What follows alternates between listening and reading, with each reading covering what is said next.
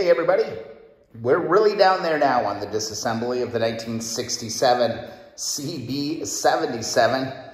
Wouldn't even know what kind of bike this actually was from a distance at this point. In this video, let's tackle the swing arm and maybe some of the odds and ends. We'll see how smoothly this goes. But yeah, this thing is getting tore down and getting ready to be sandblasted and painted. That beautiful royal blue PB5 paint code on these Super Hawks. All right, let's get to it. Let's get this swing arm out of here. All right, swing arm, pretty simple. It's one long bolt that goes all the way through. On your left side of your bike, you're gonna need a 23 millimeter. All right, let's get that on there. Had to go to the store special just to pick this up. See if we can break this free.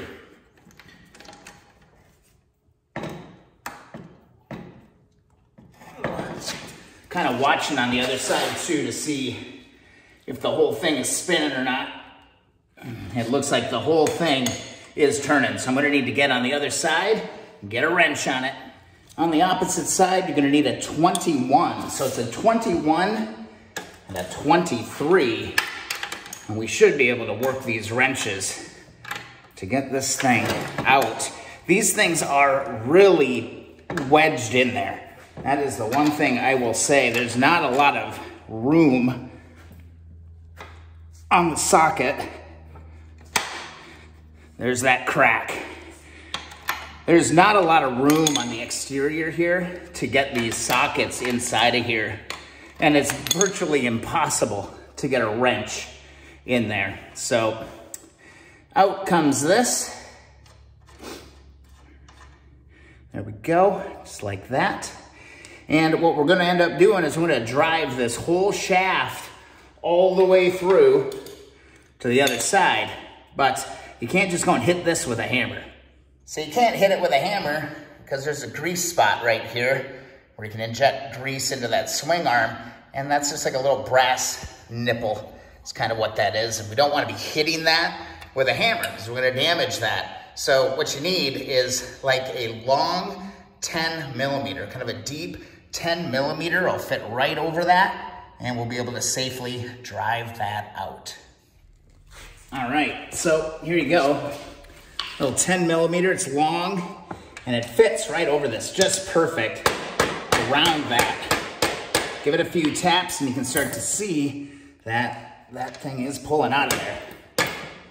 Keep giving some taps and that thing's moving. We've got ourselves a little washer on the outside, so make sure you keep all your hardware together on this, and yeah, making progress on that for sure. Let's spin the bike around and take a look at what's happening on this side right here. Here is our main bolt that we need to pull all the way through the bike. Now, to help us out a little bit, I think there was one more big bolt down below here on this whole assembly. So before we get too far ahead of ourselves, let's tackle that. All right, and here's the bolt I'm talking about. It actually keeps this plate in place. This is gonna be a 17, so Honda's starting to throw a lot of stuff at us at this point. So we've got, you know, for a while there, it was just a party of the 14, but now we're using pretty much everything. This thing's coming out. There's a locking washer underneath, just like that. And now you can see that this whole plate assembly is nice and loose. So let me get you up just a little bit so we can see if we can just muscle this right out of here. I'm just gonna step on the frame a little bit here and pull up. Might need a mechanical assist on that. I'm not gonna blow out my back trying to do that. Now might be a great time to test out this tool that I've been pretty curious about. It's like a hybrid. It's like a hybrid between a vice grip and an adjustable wrench. So I'm fascinated by this. So let's see if we can grab this with this. Give it a pull. So what you do is you just tighten her down, you know, just like you would a normal adjustable wrench, get it where it is, and then you pull the grip, and now it's like acting like a little vice grip. It's pretty darn cool. let's go ahead and see if we can pull this out. Little twisty motion. There we go. Just like that. All right, main swing arm bolt is out of there. Looks like one of my bushings came out. There's a little cover here. Let me pull this off and get to open it. These are just slick. I'm a big fan of these already. These are gonna be super useful. But anyway, on the inside, there is a little clamp. And right here we have our little spindle. I guess that's not the bushing, that's just that normal spindle grease point. So there we go, we're good. That can come out of the way. And what we wanna start looking at now and being really careful about are some really sensitive rubber pieces down in this area. What we don't wanna do is rip these little rubber pieces here. Be really careful. They can be pretty dried up and in pretty bad shape, but just as you're pulling this apart, make sure you're not ripping and tearing on these. Swing arm will pull straight out just like that. My cap is on the other end right here, so that's all good to go. I will actually pull this out as well and put this right back onto the shaft. So I'll just put this back onto here. I will take my cover just like that, and I will get that other side plate put onto that here in just a moment. But here's what we're really looking at and we're really after. Trying to preserve these little rubber seals right here.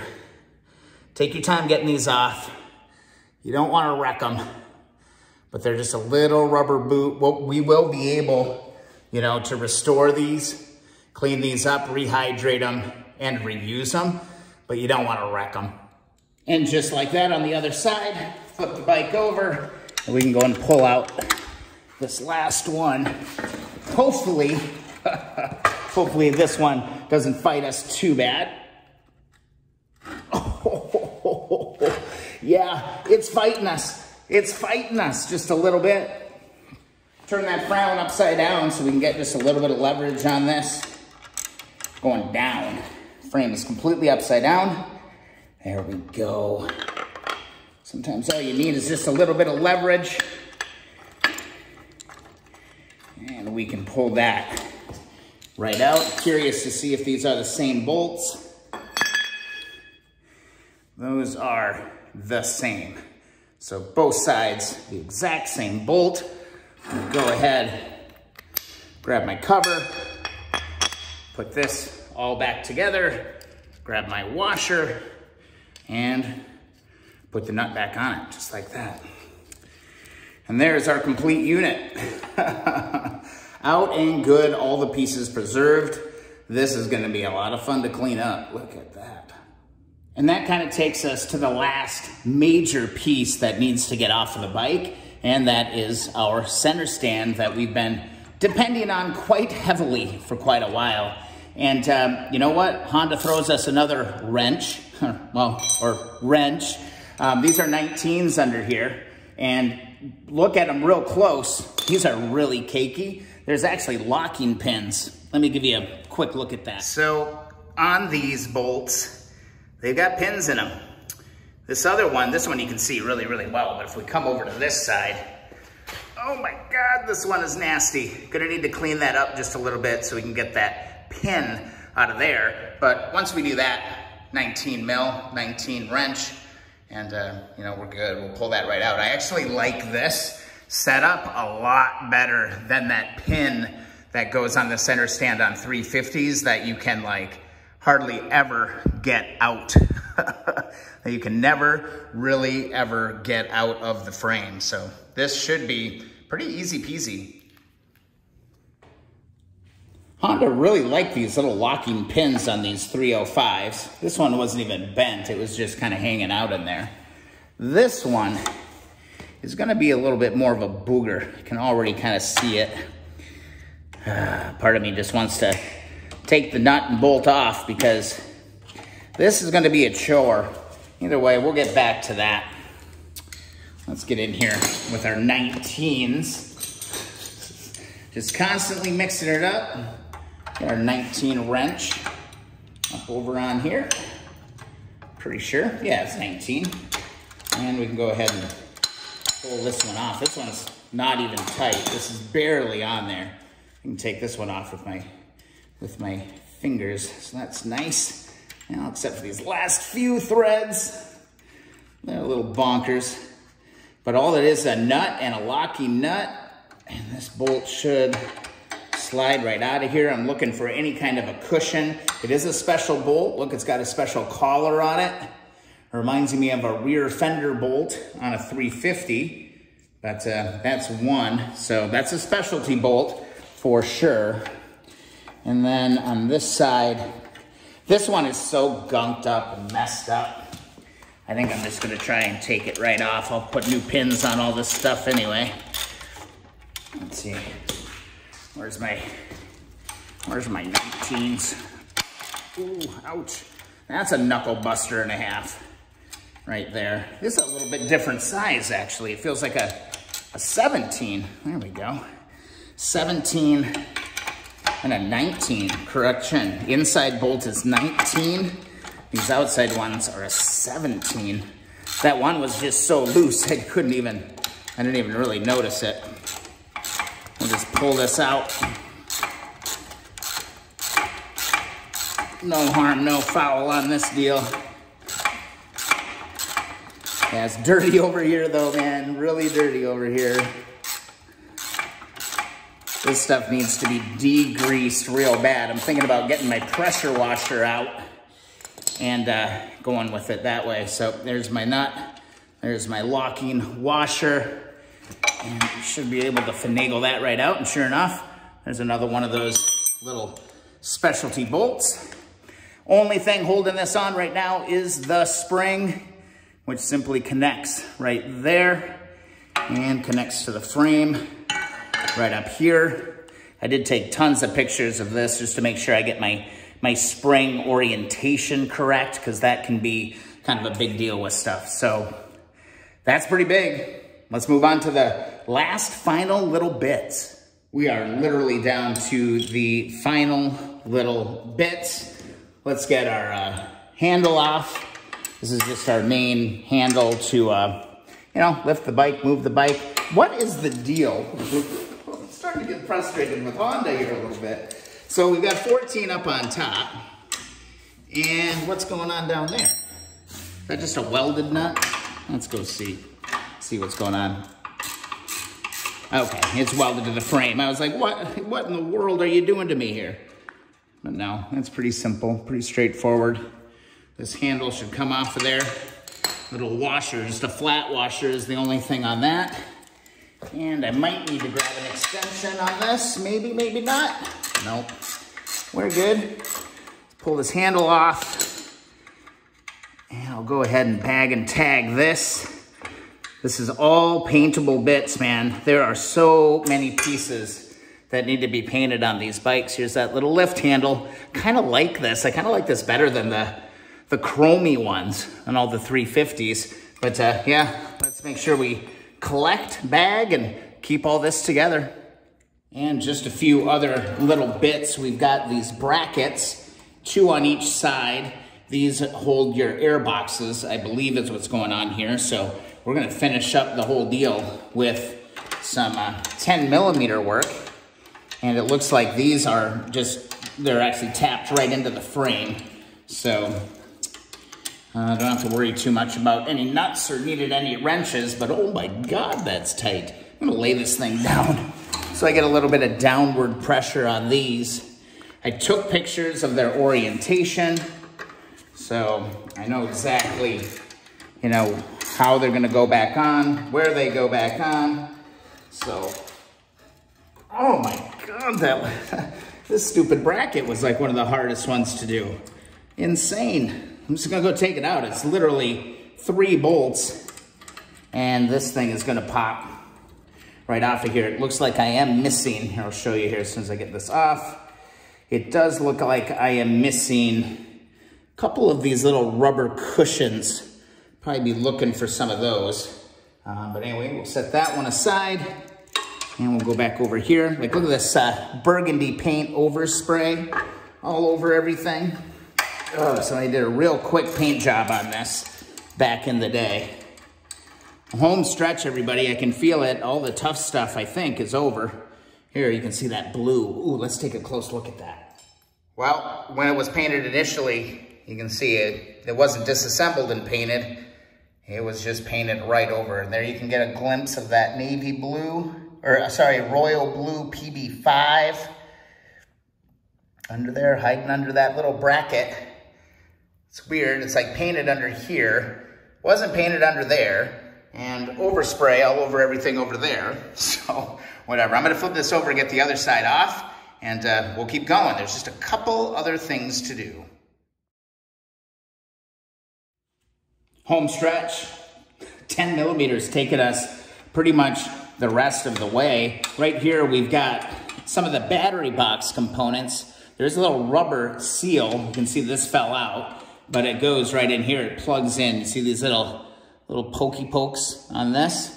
That's going to go in there. This is a miracle that this is still in one piece and that these tabs are still good to go. Battery retainer bolt or little plate, that is just a single 10 millimeter up in the top. So I'm going to go ahead and pull that. That's what that looks like. All right. Put that together with that. I'll bag all of this stuff kind of separately. And we've got down in the bottom here, we do actually have our mat. So our mat is intact, and here, I mean, it's got some gunk on it, but I mean, it is what it is. It's there. Incredibly, this battery box area is not completely rotted through. Actually feels like it's in pretty good shape. This is a miracle. Let's look at this. So many times on these old motorcycles, the batteries get left in them, and then the acid leaks out, and it completely corrodes the entire battery box out. On a 350, it's not that big of a deal because you can, you can just put a new battery box in, but as you can see on these 305s or the Super Hawks, battery boxes welded in right into the frame. So I'm really, really happy to see that this battery box is in really, really good shape. I think somebody pulled the battery before it went into storage. There's one last piece to do. Man, we have come a long way in this series so far, man. This has been a lot of fun to do. I'm getting a little emotional. Nah, just kidding. This is fun. The work has only just begun on this thing, but there's one more piece hiding out down there. And there it is, our last piece, 2 10 millimeter bolts. Looks like to pull out the horn. The horn stayed with the journey this whole way. Oh boy, and it's gonna fight us. No, it's not, it's gonna come. All right, nice, so 1 10 mil loosened up. Let's see if we can get this last one. Last one, this is like the last bolt on the frame. And it gave us one of those happy little cracks that we like to hear, that little crack. When you break stuff free for the first time in a long time. So the horn's coming out. Be kind of fun to test this horn real quick and see if it still works. Well, let's see if the horn works. Got it plugged in. More of a whistle.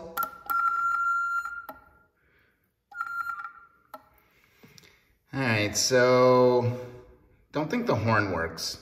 Might be the first little bit of electricity that flowed through this thing in a long time. What was it? 1981 was on the plate. I'm trying to remember off the top of my head. I don't recall. And here we go. Horn mount. There's a few little components in here. I can see a few pieces moving around. So I'm gonna be careful when I pull this off. It gets you positioned real good here because some of you might have questions about this if you're reassembling. So looking at it, it's coming out. Long 10 mils out of the frame. They are going directly into the frame. Put my wrench down. I'm gonna try to pull all this apart individually. Yeah, there's quite a sandwich going on here of a bunch of different parts. So let's take a look at this. So here it is. There's a little sandwich right in here.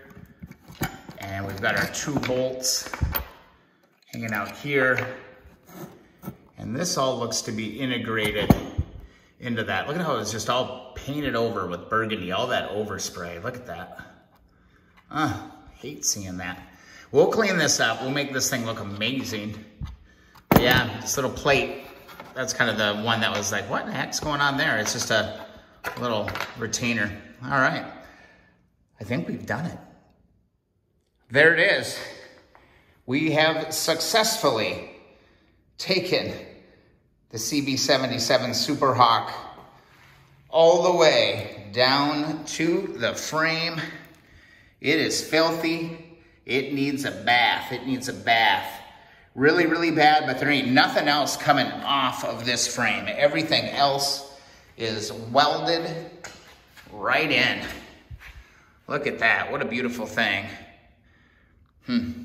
They really simplified the frames and made them more bolt-on as things kind of went along. One of these are rubber pieces. No, these are metal tabs. So I don't have to worry about that. Yeah, there is nothing else on this frame, man. We've got it. We did it. That wasn't too bad. I mean, the only thing that really fought me was that center nut on the getting those forks apart. That was really about it. And that number stamped in the frame. There it is, man. We made some progress. We made some serious progress today. Busted through stuff. Everything is bagged and tagged. And you know what? It's all about going one piece at a time from this point forward and cleaning up all of these bits. How cool is that, man? That's it. I really hope that you've enjoyed this disassembly portion of the 1967 CB77 Super Hawk. Feels good to get to this point. Feels really good because this is turning a corner time. Now we get into restoration mode. And that's really what I really love to do. If you've enjoyed the series, please don't forget to subscribe. Also, if you'd like to hang out with other people who like restoring old vintage motorcycles, and polishing chrome and sanding aluminum, go hit up the Facebook community group on Facebook. That is the Keep On Wrenching community group. Got to bag those parts. Haven't bagged those parts yet. Got to get those tagged and bagged. And also don't forget to visit keeponwrenching.com. Go request that free sticker. Woo! This has been a journey. This has been a lot of fun. Motorcycles are taking over the world. And we've got a Super Hawk frame ready for sandblasting. All right, guys. We'll see you in the next video or live stream.